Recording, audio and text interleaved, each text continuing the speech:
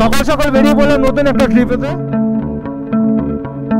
এখানকার রোড কন্ডিশনটা অন্যান্য হাইওয়ে থেকে যথেষ্ট ভালো। সামনেই আসছে লোধাশুলির জঙ্গল। এখানে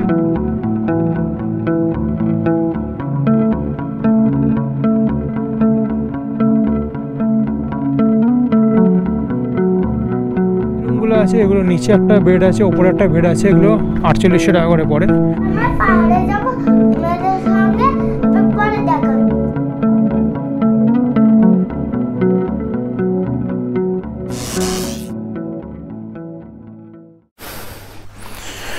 Very good morning and once again welcome back to my YouTube channel.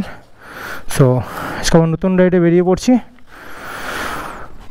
সঙ্গে আছে আমার ওয়াইফ, তার সঙ্গে আছে আমার মেয়ে। তো চলুন না গাড়িতে উঠি, তারপরে সব কথা হচ্ছে। Very good morning to my all viewers and welcome back once again to my YouTube channel SRC Destination.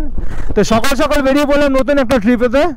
So right now time হয়েছে এখন 6:28 আর আমরা পৌঁছে গেছি আজকের দিনের প্রথম টোল প্লাজাতে, ধুলাগড় টোল প্লাজা। খুব কষ্ট করে এখানে আসতে হলো। নর্মালি বাড়ি থেকে যেখানে আমাদের লাগে আনুমানিক 30 থেকে 35 মিনিট, সেখানে আমরা শুধুমাত্র ট্রাফিকেই দাঁড়িয়েছিলাম 30 থেকে 35 মিনিট। সো সেই ট্রাফিক কাটিয়ে অ্যাট লাস্ট আমরা এই ধুলাগড় টোল প্লাজা ক্রস করছি। ধুলাগড় পেরিয়ে প্রথম ফুয়েল আপ করালাম আজকের দিনের। 650 টাকা তেল ভরলাম। তেল হলো 6 লিটার, 6.20 লিটার। অ্যাকচুয়ালি সকাল সকাল বেরোনোর পরে একটা হেভি ট্রাফিকের সম্মুখীন হয়ে আমরা সবাই খুব পাজলড হয়ে গেছি। আমরা এখন এসে পৌঁছে গেছি রূপনারায়ণ নদীর তীরে অবস্থিত দেউলটি গ্রামের কাছাকাছি। এই যে বাঁদিকের রাস্তাটা যাচ্ছে, এই বাঁদিকের রাস্তাটা গিয়ে যদি আপনারা ডান দিক নেন ব্রিজের নিচ থেকে, তাহলে আপনারা পৌঁছাবেন দেউলটিতে। যদি আপনারা মনে করেন দেউলটি কেমন সেই জায়গাটা একবার দেখবেন, তাহলে আমি ওপরে আই বাটনে লিঙ্ক দিয়ে দেবো, সেখান থেকে গিয়ে আপনারা দেখতে পারেন। সো আমরা এসে গেছি নিউ ঘোষ হোটেল অ্যান্ড রেস্টুরেন্টে। এটা অ্যাকচুয়ালি কোলাঘাটের ঠিক একটু আগেই পড়ে। এটা কোলাঘাটে অ্যাকচুয়ালি এত পরিমাণে ক্রাউড থাকে, যার জন্যে আমরা মানে আগের ট্রিপে আমি এখানেই দাঁড়িয়েছিলাম, আর নর্মালি আমি এখানেই দাঁড়াই। আর তার উপর এখানে ছোট্ট দোলনা, যেখানে আমার মেয়ে বসে একটু আনন্দও পায়।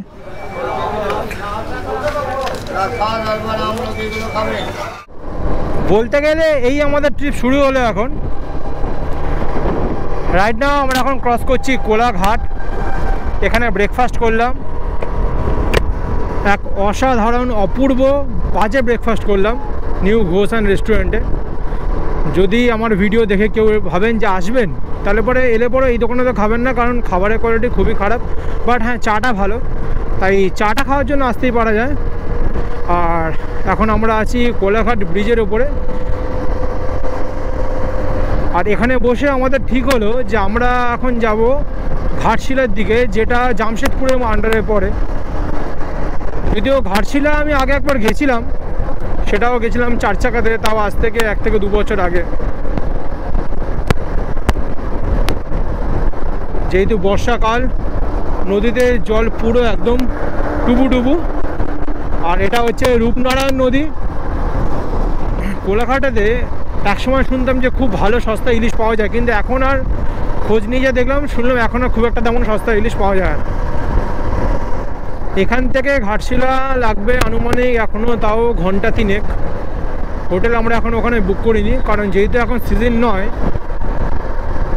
তাই খুব একটা রুমের চাপ সেরকম নেই যা খবর পেলাম। তাই ওখানে গিয়েই দেখে একবারে রুম বুক করবো বলে ঠিক করেছি আমরা। আমার ডান দিকে এখন শেরে পাঞ্জাব, আর এই শেরে পাঞ্জাবের মাধ্যমেই কোলাঘাটকে চিনতে পারা যায়। কোলাঘাটে দুটো জিনিস তো ফেমাস, কোলাঘাট ব্রিজ আর তার সঙ্গে হচ্ছে শেরে পাঞ্জাব রেস্টুরেন্ট। যেহেতু এখন সময়টা বর্ষাকাল, তাই চারিদিকে দেখলে বুঝতে পারছেন পুরো গ্রিনারিতে ভর্তি এখন। এখানকার রোড কন্ডিশনটা অন্যান্য হাইওয়ে থেকে যথেষ্ট ভালো। থেকে আমরা এখনও মোটামুটি 100 কিলোমিটারের মতন চলে এসেছি। কিন্তু হ্যাঁ, প্রথমে কোলাঘাটের আগে যে আমাদের ট্রাফিকটা পড়েছিল, সেটার জন্য আমাদের প্রচুর টাইম লেগে গেছে। কারণ ওই ট্রাফিকটার জন্য যেমন আমরা ট্রাফিকেও আটকেছি, ঠিক তেমনি আমাদের মানে যে এনার্জি ছিল সেটা পুরো ডাউন হয়ে গেছিলো। যে এনার্জি কিছুটা পরিমাণে আমরা ফিরে পেয়েছি আবার কোলাঘাটে এসে। তাই বন্ধুরা আরেকবার জানাই ওয়েলকাম আপনাদেরকে আমার চ্যানেলে। আমি আপনাদের বন্ধু, আর আপনাদেরকে স্বাগত জানাই আমার এক নতুন ব্লগে, যেটা হতে চলেছে ঘাটশিলার উদ্দেশ্যে। কেউ যদি মনে করেন বর্ষাকালে একদিনের ট্রিপ করবেন কোথাও, দীঘা, মন্দারমণি এগুলো করে বোর হয়ে গেছেন, তাহলে পরে একবার ঘাটশিলাটা এসে ঘুরে যেতে পারেন। তো চলুন একবার আমার সঙ্গে ঘুরে দেখবেন ঘাটশিলা, কেমন লাগলো নিশ্চয়ই কমেন্ট করে জানাবেন। আর আপনাদের কমেন্টস থেকে কিন্তু আমি এন্থু পাই নতুন নতুন জায়গা এক্সপ্লোর করার জন্য। রাইট নাও আমরা এখন দেবরা টোল প্লাজা ক্রস করছি।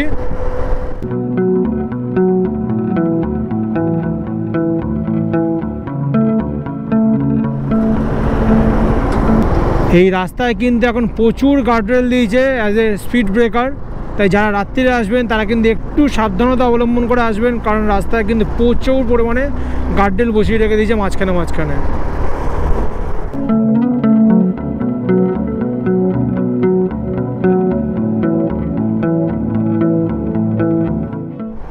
দু তিন দিন ধরে এখানে যেরকম কন্টিনিউ বৃষ্টি চলছিল, আজকে তাও ভালো যে না কোনো বৃষ্টি নেই আজকে। গোপ্রোর যে কী ফাইল রিপেয়ারিং হচ্ছে, বা সকাল থেকে ফাইল রিপেয়ারিং হয়ে যাচ্ছে। কিসের ফাইল রিপেয়ারিং ভাই, দরকার নেই আমার কোনো ফাইল রিপেয়ারিংয়ের। বললে ব্যাটারি চেঞ্জ করুন, ব্যাটারি চেঞ্জ করলাম, এ বলতেও এখনও ফাইল রিপেয়ারিং হয়ে যায়।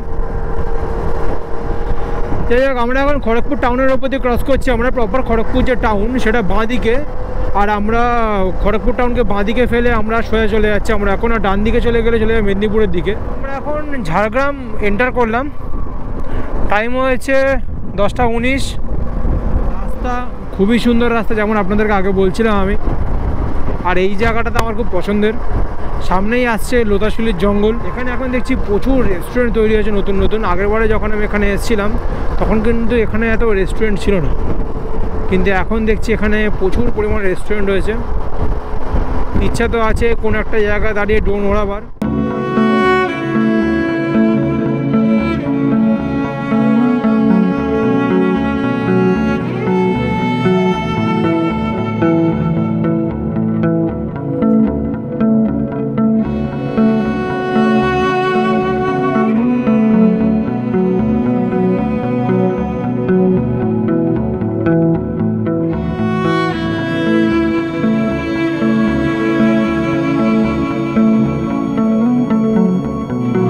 ঢুকলাম লোদাশুলি জঙ্গলের ভেতরে।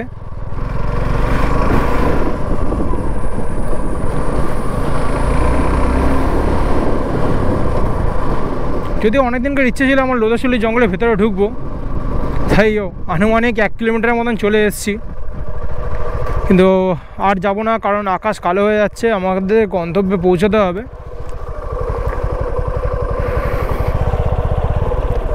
তো এই হচ্ছে লোদাশুলির জঙ্গল। আমি মেয়ে বউ বন্ধুদের সবাইকে বাইরে ছেড়ে দিয়ে আমি এখানে এসেছি আমার ভিস্টমের সঙ্গে। একটা শুধু ছবি নেওয়া হোক।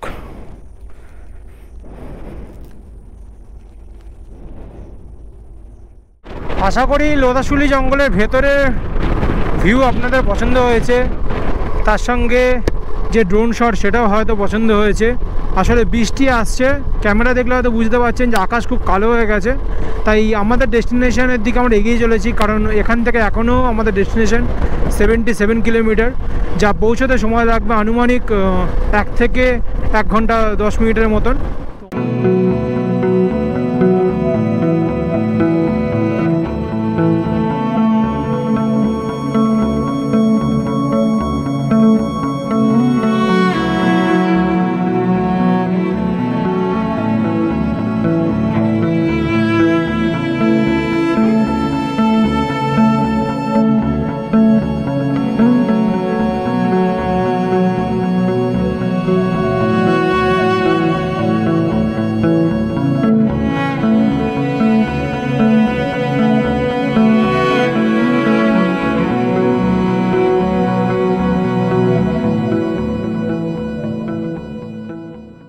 পাহাড় দর্শন করে খুবই ভালো লাগলো। যদিও এটা পাহাড় না, এটা পর্বতমালা, যেটা ছোটনাগপুর মালভূমির অংশ বসে, যেটা আর এখান থেকে দলমা ফরেস্ট যেতে পারেন আপনারা, এই রোড ধরেই যাবে। দলমা ফরেস্ট যেতে গেলে মোটামুটি এখান থেকে এখনও 80 কিলোমিটারের মতন। আর আমাদের যে রিসর্ট যেটা আমরা বুক করেছি সেটা আপাতত এখান থেকে দেখাচ্ছে এখনও 20 কিলোমিটার, যেটা পৌঁছতে আমাদের আনুমানিক 20 থেকে 21 মিনিটই সময় লাগবে, কারণ রাস্তা খুবই ভালো। যেমন দেখতে পাচ্ছেন রাস্তা পুরো ঝাঁ চকচক রাস্তা, একদম কোনো চাপ নেই। মাঝে মাঝে একটা দুটো পটার আছে, সেটাতে একটু রিস্ক থাকে, কারণ গাড়ি যখন 100-110 যখন ছোটে হট করে সামনে একটা পটল এসে গেলে পরে সত্যি তখন সেটা খুব চাপ হয়ে যায়। ভিউটা আশা করি আপনাদের খুবই ভালো লাগবে। আমার নানুরা ভালো লাগছে, তাই আপনাদেরও ভালো লাগবে।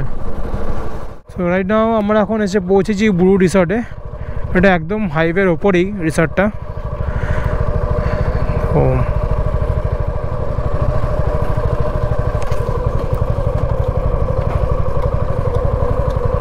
আমরা পৌঁছে গেছি ব্লু রিসর্টে। রিসর্টের এখনও অনেক কাজ চলছে, একদম হাইওয়ের পাশেই এই রিসর্ট। টাইম হয়েছে এখন 1টা, আর আমরা ব্লু রিসর্টে পৌঁছে গেছি, যেটা ঘাটশিলার নতুন ফেমাস রিসর্ট। যেটা এই যে রুমগুলো আছে, এগুলো নিচে একটা বেড আছে, ওপরে একটা বেড আছে, এগুলো 4800 টাকা করে পড়ে। আর এই যে রুমগুলো, এগুলো আপনার পড়ে 3000 টাকা করে।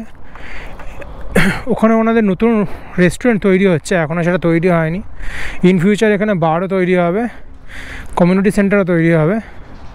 সো আগে আপনাদের রুমটা দেখায় কেমন। এই হচ্ছে আমাদের রুম, এই হচ্ছে আমাদের রুমটা দেখাও তুমি একটু। এই যে ডানটাতে খালি বাইরে সব কিছু দেখা যাবে। এই দেখো, খালি সবাই চাষ করছে। ওখানে স্টেশন আছে, একদম সামনে স্টেশন, ঘাটশিলা স্টেশন। এসি ফ্যানটা আমি চালিয়ে দেখা, একদম ওয়েল ডেকোরেটেড, ছিমছাম, পুরোটাই উডেন কটেজ।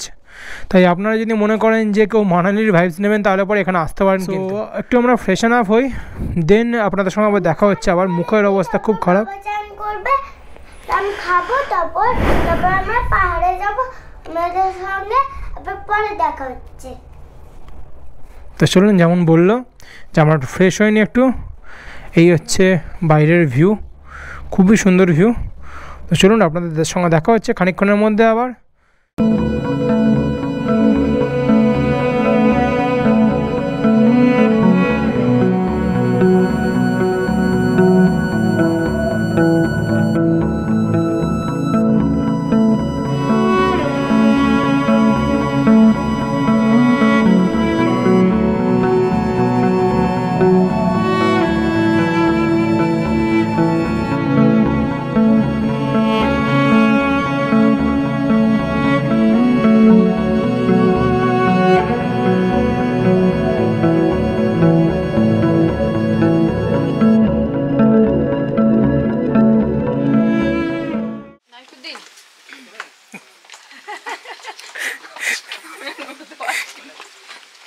হাওয়াটা বয়ে আসছে, আওয়াজ পাওয়া যাচ্ছে।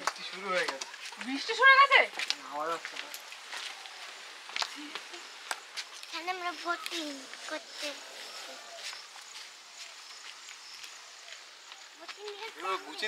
সো রাইট নাও আমরা এখন আছি বুড়ি লেকে।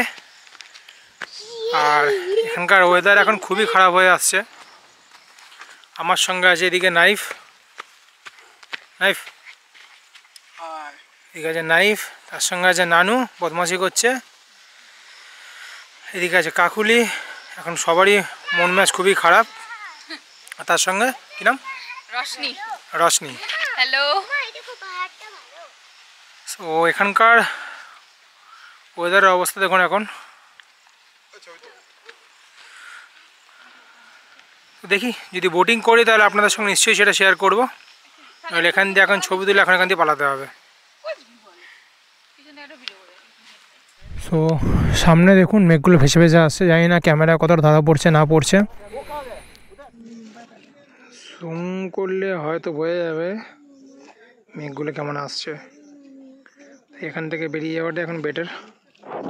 এখানকার সিচুয়েশান এখন ক্রমাগত খারাপ হচ্ছে আরও, যদিও আমরা বেরোতে পারবো না, কারণ যখন তখন প্রচণ্ড জোর বৃষ্টি চলে আসবে। এখানে নানু দাঁড়িয়ে আছে। নানুর মনে খুব কষ্ট, বোটিং হয়নি।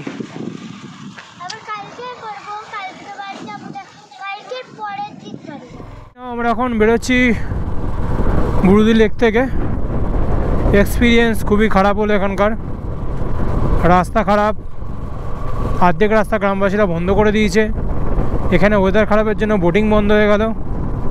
সো অ্যাট লাস্ট এখান থেকে আমাদের বেরোতেই হচ্ছে মন খারাপ করে। দেখা যাক কালকে আমরা কী করব না করব। এখানে আবার দেখতে হবে কোন রাস্তা। আমাকে উনি বললে একটা রাস্তা ভালো রাস্তা আছে, কিন্তু কোনটা ভালো রাস্তা সেটাও ঠিক বুঝতে পারছি না।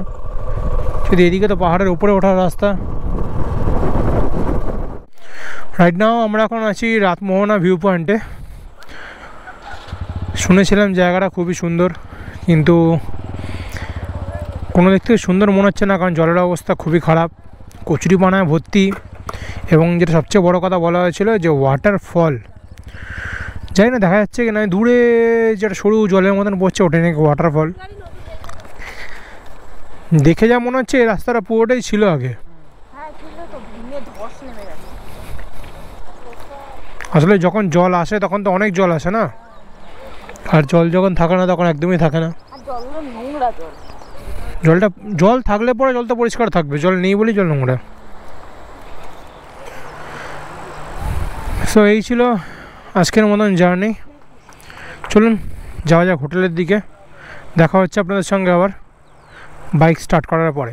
এখন আছি আম্বেদকর চকে, আর এই আম্বেদকর চক থেকে ডান দিকে নিচ্ছি আমরা টুওয়ার্ড ঘাটশিলা স্টেশনের দিকে। স্টেশনের নিচ থেকে, মানে স্টেশনের নিচে সাবওয়ে ক্রস করে গিয়ে তারপরে আমরা পৌঁছবো আমাদের হোটেলে। তো আমরা চলে এসেছি আমাদের হোটেলে, মানে রিসর্টে। হোটেল বলা ভুল, রিসর্টে। Very good evening. টাইম হয়েছে এখন সন্ধ্যে 7টা। রাত্রিবেলা ডেকোরেশনটা বেশ সুন্দরই লাগে, কিন্তু আজকে আমরা এতটাই টায়ার্ড যে কি বলবো আর কি দেখাবো নিজেও বুঝে উঠতে পারছি না। এই হচ্ছে আমাদের রুম। আজকে সত্যি সবাই খুবই টায়ার্ড সবাই আজকে।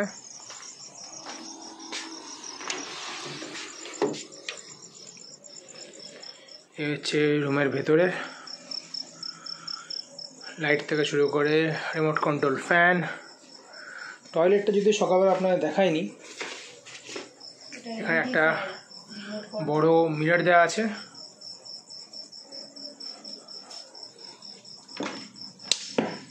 এই হচ্ছে টয়লেট, এখানকার শাওয়ার দেওয়া আছে। খুবই সুন্দর এখানকার ডেকোরেশন।